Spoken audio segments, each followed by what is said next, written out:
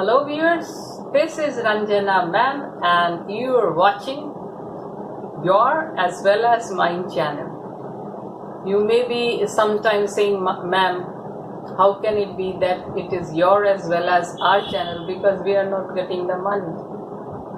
So jokes apart, yes, it is your channel because you're listening to it and my channel because I'm teaching. And today you must be wondering, no, I know you all are not wondering because you all have seen the thumbnail. So I'm back after a long time and this time it is Dover Beach. Dover Beach, yes, is a much awaited explanation. Many of you had been asking me for a long time. I think one of my viewers has said that tomorrow is the exam.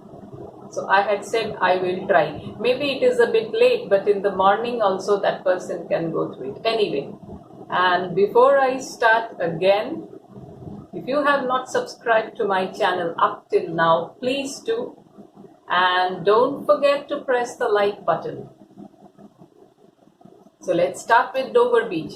Dover Beach is a bit serious, written by one of the famous Victorian poets of his time, Matthew Arnold. Tell you one thing, a secret. Matthew Arnold, I'm not really fond of him. In our honest time, he had been very troublesome. I mean, his works had been very troublesome for us, and we had found his works needed a lot of time. We had to complete the assignments. There was one book, and one question was of 50 marks. Matthew Arnold. So whenever I have to teach Matthew Arnold, I'm not very pleased. I remember those tortures during our honors period in college. Anyway, jokes apart, let's start. We are wasting time. So, one of the most noted poems of Matthew Arnold is Dover Beach. And he wrote Dover Beach at a time when the normal world seemed to be in a state of confusion. Why? Because of Charles Darwin's theory of evolution, that man is a descendant of apes. So whatever was in the Bible, it is as if contradictory.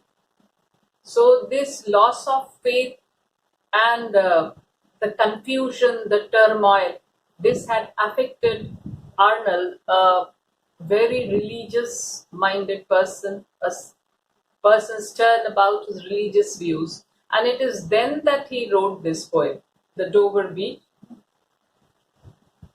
So let us go to it line wise and then we will discuss the deeper points of it.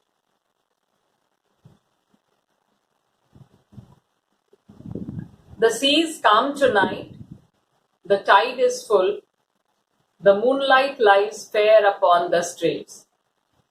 So here a description of nature. When is the time? The time is night time. It's not a turbulent sea, rough sea. The sea is quite calm. And the tide is full.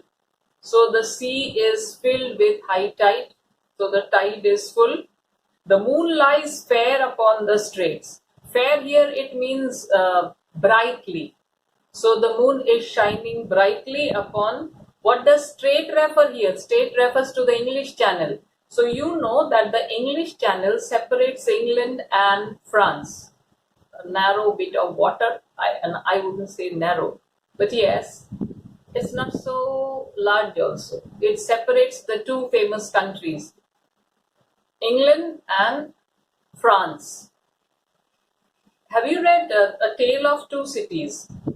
Then you must have got the idea. From France, it was a frequent travel to England and England to France. So the English Channel separates the two countries. So when he says the moon lies fair upon the straits, he is referring to the narrow English Channel, where the light of the moon falls. And how is the moon shining? It's shining quite brightly. On the French coast, the light gleams and is gone. The cliffs of England stand glimmering and vast out in the tranquil bay.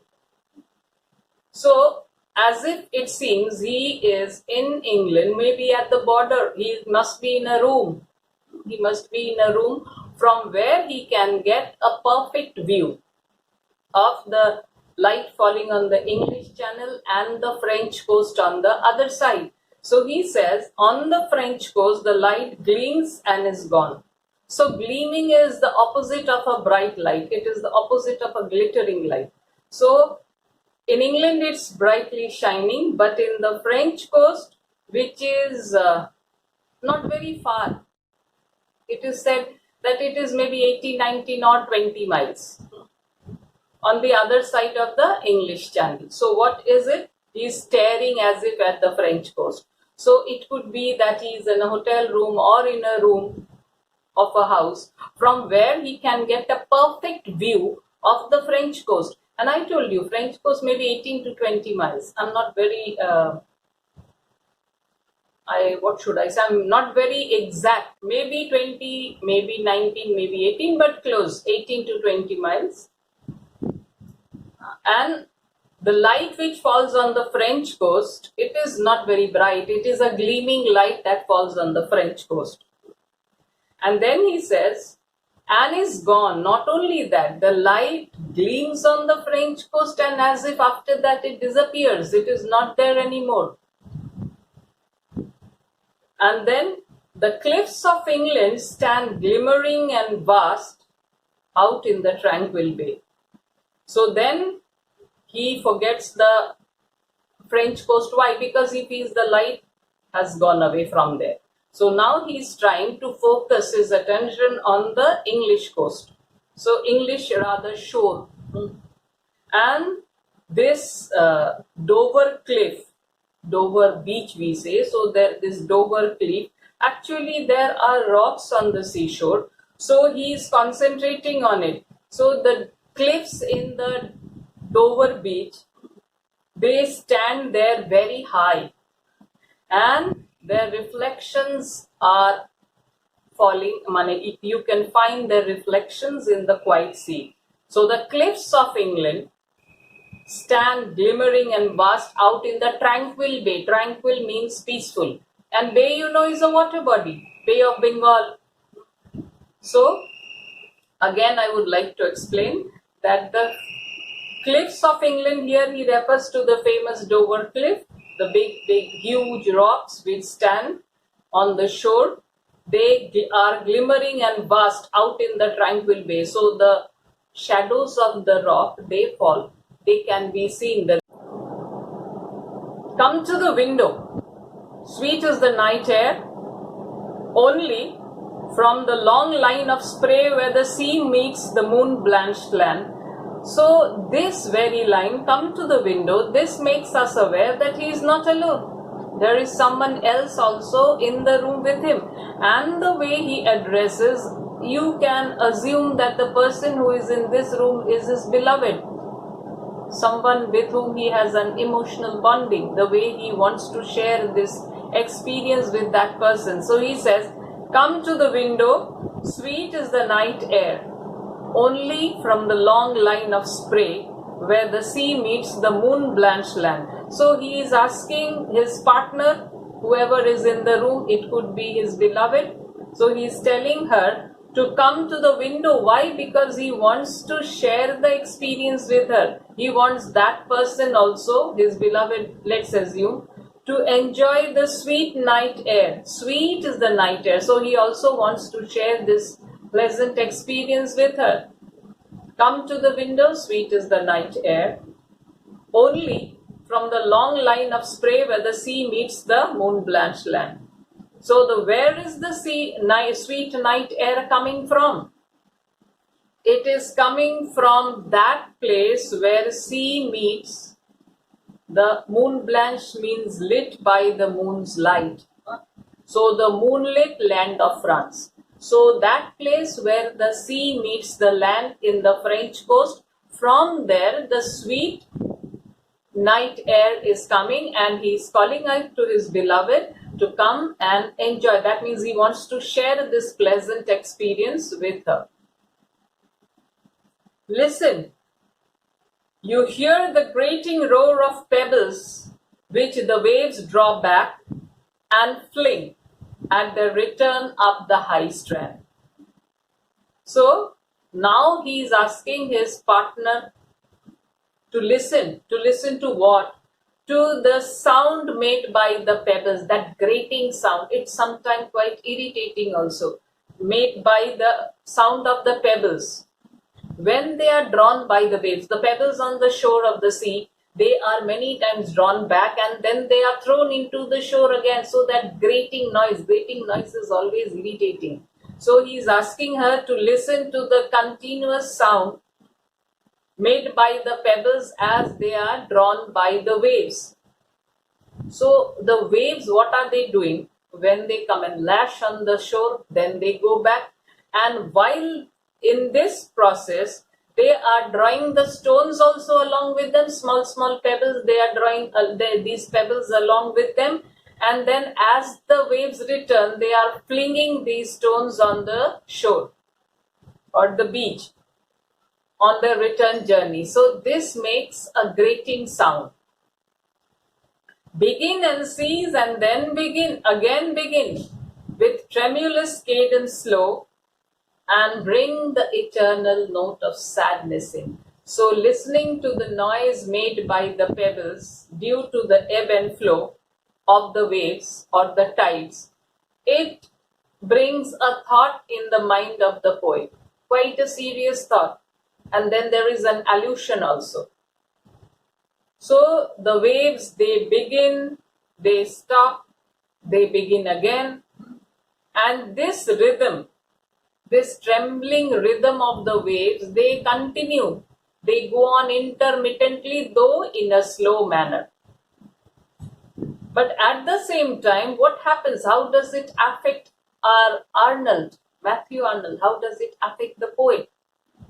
So it makes him sad, as it brings a note of sadness in him. This rhythm of the waves, it makes him feel sad, melancholy. Why? Because actually there is a turmoil going on in his mind also.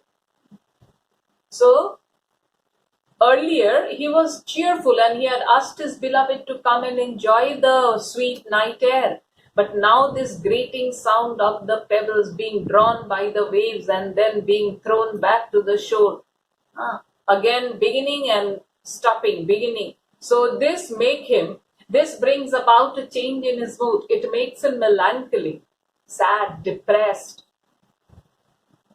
And I said now there is an allusion coming when you refer to something else which was similar, which had happened earlier, but there is a similarity in the two things, the two situations. So what is it? Sophocles long ago heard it on the Aegean, and it brought into his mind the turbid ebb and flow of human misery. We find also in the sound a thought, hearing it by this distant northern sea. So I told you, and you must be wondering, who is this Sophocles? So Sophocles belonged to the ancient times. He was a very famous Greek writer, rather playwright. He wrote a number of plays. Two of them are very famous. One is Oedipus, Oedipus. He was a famous king. And there is some tragedy related to his life. I'm not going to tell about that now. And Antigone, these two are very famous ones. So Sophocles also had a similar experience like that of Arnold. But he had it earlier, Arnold has it now. So what was the experience? So he was sitting on the shore of the Aegean Sea. And then what happened? As he sat on the shore, like Arnold is not sitting on the shore, he is in his room and from there he is watching. But Sophocles, he was sitting on the shore of the Aegean Sea, and it had brought to his mind what? The turbid ebb and flow of human misery. So the ebb and flow of the waves, going back, coming, going back and coming. So as it had evoked a sense of sadness and depression in Arnold, it had also brought a similar feeling in Sophocles. He had been reminded of the human sufferings, of the human misery. See this line. It brought into his mind the turbid ebb and flow of human misery. So the ebb and flow of the waves, it reminded him of the human sufferings, going and coming, stopping and beginning. So, in a similar manner, we find also in the sound a thought, hearing it by this distant northern sea. So the situations, the places are different. For Sophocles, many years ago in ancient times, Arnold, Victorian times. The place is different. That had been the Aegean Sea, separating Turkey and I think it was Greece. I'm not very good in geography, but similar. But the place is very different, but there was also a sea separating the two countries. And sitting on the shore, the ebb and flow of the waves, it reminded him of the miseries of human beings, the beginning and ending and again beginning again, continuous ebb and flow of the human miseries. Same for Arnold. So he also sitting beside the northern sea. So northern sea, the Strait of Dover is referred to here. It is between the English Channel and the North Sea.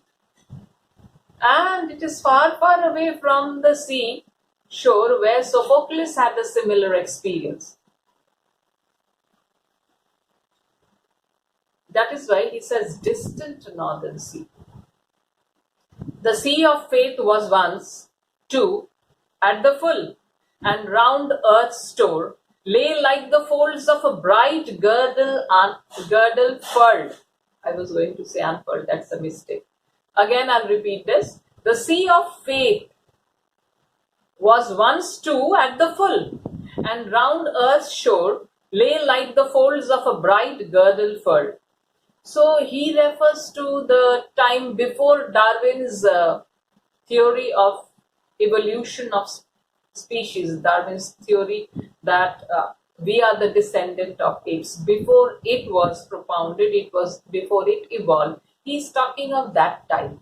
That time, human faith in religion, faith in fellow people, this was in abundance. It had as if covered the earth like the sea water covers it. See, in our earth, 3/4 is water and 1/4 is land. In the same way, the faith, there was abundance of faith. Faith in religion, faith in morals, faith in fellow feeling, faith in your, what should we say, faith in your, in the people around you. But at one time it was the fullest, but now what has happened? So there was a time when faith, it as if covered the earth like a bright girdle. Girdle, most of the time it is worn around the waist. It's a type of, what should we say, an adornment, something, I wouldn't say always adornment, but it's a type of band or something which you tie around your waist. So faith is being compared to a bright girdle which had as if being tied around the earth. So it had been as if very nicely girdling the earth. Faith. There was so much of abundance of faith, and it had as if compassed the earth. Then was once too at the full, and round earth's shore lay like the folds of a bright girdle furled. So faith was like the girdle, and it had furled itself around the waist of the earth. So both of them are being personified. Earth is being personified, and girdle, normally female dancers, and especially in the king's court or female dancers, they wear girdles. So earth is being compared to a maiden or a lady, and this faith in religion and all that, it had as if furled itself around the waist of the earth. But what has happened? But now I only hear its melancholy, long withdrawing roar, retreating to the breath of the right night wind, down the vast edges drear and naked shingles of the earth. So just see the contrast. At one time, this sea of faith was full and it had as if encompassed the earth fully in abundance. And now what has happened? So the speaker feels regretful that those things are not there anymore. That faith is not there anymore. It has become as if a thing of the past. The faith is lacking. So as if it is disappearing from the society. In the same way as the waves, after they fall on the shore, then they go back. They retreat. They fade away.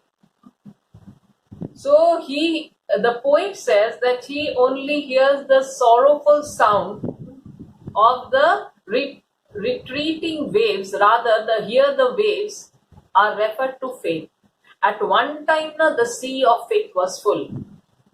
And now what happens? The sea of faith is as if retreating, going back. And you can as if hear the sad melancholic sound of the waves or that sea of faith as it is retreating or going back.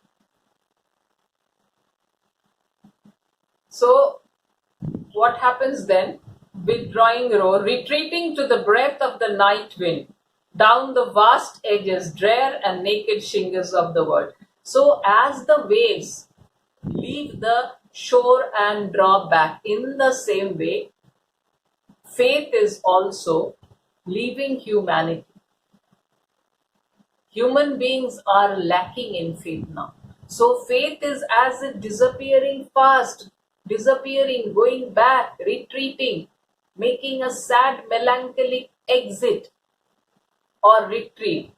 And then what happens? It leaves the chill or the cold night wind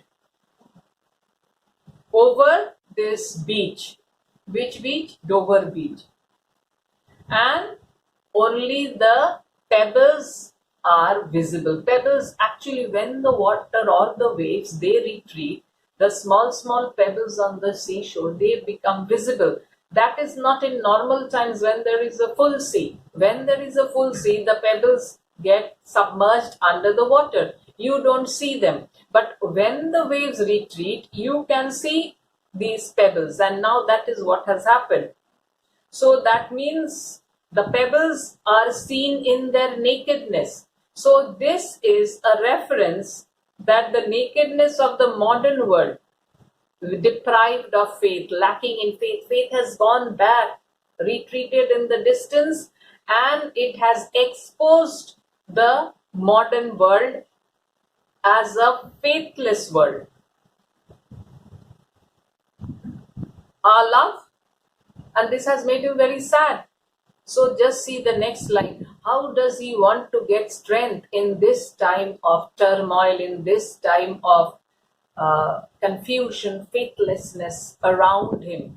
How does he try to make himself strong? Our love, let us be true to one another.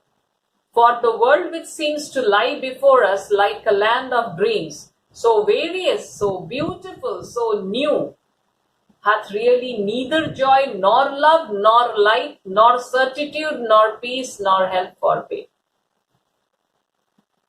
So, just see the depression that is on account of this, what should we say, the turmoil or the confusion.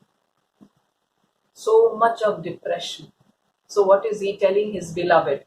So he is telling his beloved that they can only seek solace in the company of each other. Love can be a very great power which will help them to overcome this depression. So he says that our love, let us be true to one another. So he is telling his beloved to be loyal to her. For the world which seems to lie before us like a land of dreams, so various, so beautiful, so new. So the world, this is the outward appearance. How does it appear to us? It appears to us as a land of dreams. It is so varied, so beautiful, it is so fresh, but this is not the real picture. This is the outward reality. It is not, so hath really neither joy nor love nor light. So this world, what it appears and what it is in reality is not the same. So outward appearance can be deceptive, Shakespeare's theme. So he says the same thing. He says that this world, this modern world, outwardly it seems so beautiful, it is so varied, but in reality it has no joy, it has no love, no light, there is no certainty, no peace, and no help or no soothe, no balm for pain. So he feels that this is an artificial world. This chaotic world, this world in a state of turmoil, this modern world is an artificial world. Nothing is real. Whatever things are portrayed before us, they are not real. And we are here as on a darkling plain, swept with confused alarms of struggle and flight, where ignorant armies clash by night. So, what is the poet comparing the world to? So, he is comparing the world to a dark plain. So, we are here as on a darkling plain. Suppose in a dark plain, a war is going on. But if a war or a battle is going on in a dark plain, how will you know whom you are fighting? Who is your enemy and who is your friend? So he says that this world is a dark place, and as if we are unaware, this world is a dark place, so as such it is quite deceptive. We are not aware of whom we are fighting or what we are fighting. We are fighting one against the other. So that is why, swept with confused alarms of struggle and flight. So struggle and flight, struggling against the other and escaping, where ignorant armies clash by night. So in the darkness, I told you, you don't know whom you are fighting, you are unaware of what you are fighting, whom you are fighting. So that is why this is a confused struggle. And these soldiers are also ignorant of the cause of the fight, why they are fighting with each other. This is what happens when in the darkness there is a fight going on. So what does Arnold try to convey to us through this poem? So he tries to tell us that the sham and drudgery of the modern world, the corrupt modern world, lack in faith, no faith in religion, no faith in ideals. It is a completely corrupt world. So we can say that the poem ends in pessimism. He doesn't show us any hope. He is as if overburdened with this idea of sadness, melancholy. He feels that the world is actually very opposite of what it shows. So world is fully deceptive. The modern world. By world he means the modern world. So now what are the things you need to focus now? Yes, as I said, you need to focus now on the theme. So what are the different themes? One can be loss of faith in religion, yes, loss of faith in God also, because whatever is in the Bible has been contradicted. In the Bible we are told about Adam and Eve and the original sin. and he was a devout Christian, and he believed in this. And to think that Darwin's theory of the evolution of species, so it contradicts the very foundation, and it tells that we are a descendant of apes. We are nothing Adam and Eve coming and being dropped to the ground after having committed the original sin of tasting the forbidden apple and all that stories the Bible feeds. So yes, loss of faith in God and religion, this could be one. So the long-standing moral ideas were challenged by this scientific theory of Darwin. So as if the pillars of faith, it seemed to be crumbling because of this theory. And naturally, so there was not only an English naturalist, Charles Darwin, there was another French naturalist also, and then another physician. They all came out with scientific theories which were against all these religious precepts with which people had been fed all these centuries. So the existence of God or the whole Christian scheme of things, they were in doubt. And Arnold, I told you, he was a very devoutly religious person. So naturally he is shocked, and he is expressing his sadness at the dying of faith around him. He sees people around him losing their faith in God, in religion. So that is why he says, the light which he sees on the Dover beach on the coast of France, it gleams and then fades away. So the sea of faith is going back, it is receding. So the power of religion, it is waning, fading, decaying. And the loss of man's faith in a grand simile. So faith in religion to a sea that surrounds the world. Faith in religion is being compared to a sea that surrounds the world. I told you the world, it has 3/4 of water and 1/4 of land. So the water which surrounds the earth, that is compared to the sea of faith.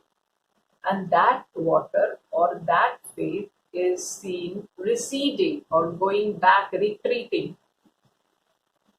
So the pebbles, the noise made by the pebbles, the grating sound, that makes it sad. And then that allusion is brought of Sophocles, who had experienced in ancient times a similar feeling which had made him aware of the human miseries.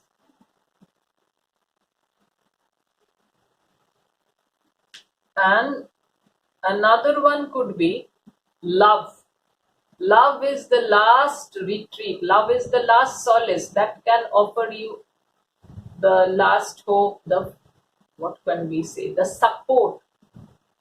So in a world devoid of faith, when you are lacking in faith, so what has Arnold done? He has as if highlighted the power of love, comforting power of love. So in a way, we can also call it a love poem, because when he sees the world around him crumbling and he is depressed, so he seeks solace in love, and he tells his beloved that let us be faithful or loyal or true to each other. So in this dark world, in this world full of chaos, he feels this is the only resource, this is the only thing that he can turn to seek solace. And that is why you can quote the lines, and remember, your quotations are very important. So whenever you are speaking of love, where he refers to love, you can quote those lines. Love, let us be true to one another. For the world which seems to lie before us like a land of dreams, so various, so beautiful, so new, hath really neither joy nor love nor light. So in this chaotic situation where what seems, there is a difference between reality and appearance. So in this world, let us be true to each other. So this will give us the moral support that we need.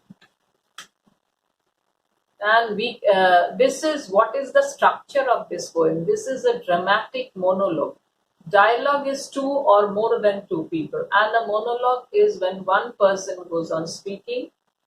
So here we find Arnold only. There is another person in the room, but that person doesn't speak anything. He is only talking to that person. His lines make us aware of the existence of another, or the presence of another person in this room. And what are the poetic devices? Yes, there are alliterations, then there is simile, alliteration: to lie before us like a land of dreams. Lie like land. So, and then there is simile, like the folds of a bright girdle furled. There is also metaphor, the sea of faith. So here it refers to the sea of faith.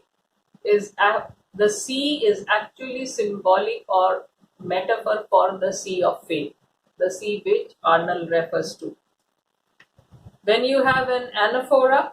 So what is an anaphora? It is a poetic device where a word is repeated at the beginning of the paragraphs or the phrases or the clauses again and again when something is repeated, like so various, so beautiful, so new, so, hath really neither joy, nor love, nor light, nor certitude, nor peace, nor help for pain. So nor, and so. These are examples of anaphora.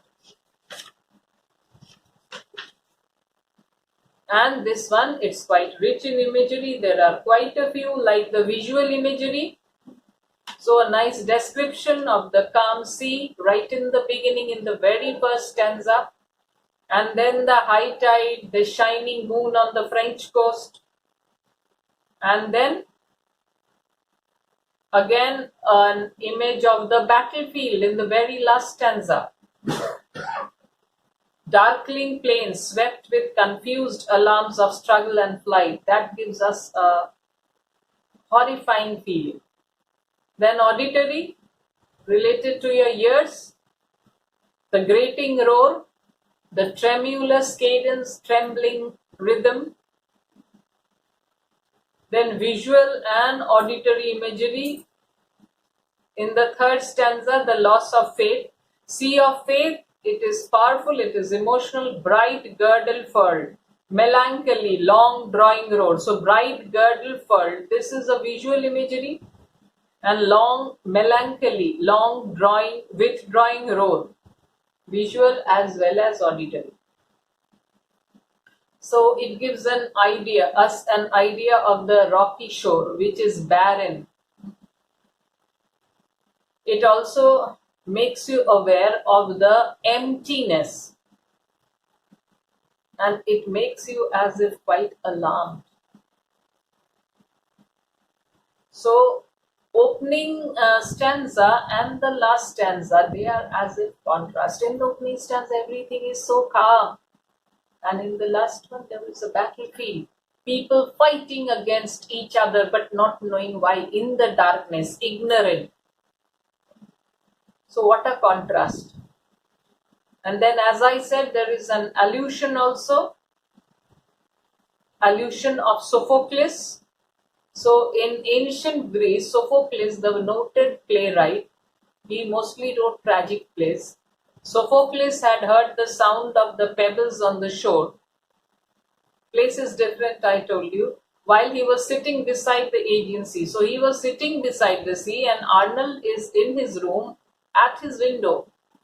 So the places or the situations are different. But the thought, the feeling, they are the same. So the sound made by the pebbles reminded him of the ebb and flow of human misery. And he expressed it also, this thought, he expressed it in one of his famous famous plays. I had given you a name, Antigone, not Antigone, Gone, but it's pronounced as Antigone. So in that play, he had mentioned it. And many centuries later, you can say, Arnold also has a similar feeling as he hears the same type of sound on the Dover beach. And what does this remind him of? The receding or the retreating faith in God and religion. And this is the reason for their suffering. Why are human beings suffering? Because of their lack in faith or their receding faith in God and religion. So these are the important things you need to keep in mind.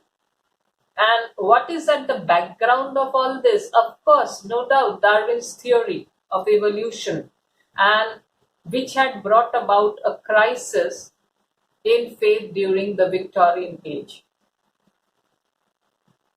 So, what could be the questions? Describe the crisis of faith during the Victorian era with reference to Matthew Arnold's poem Dover Beach. So, moral is the whole poem only. You will have to do it, but in a critical manner.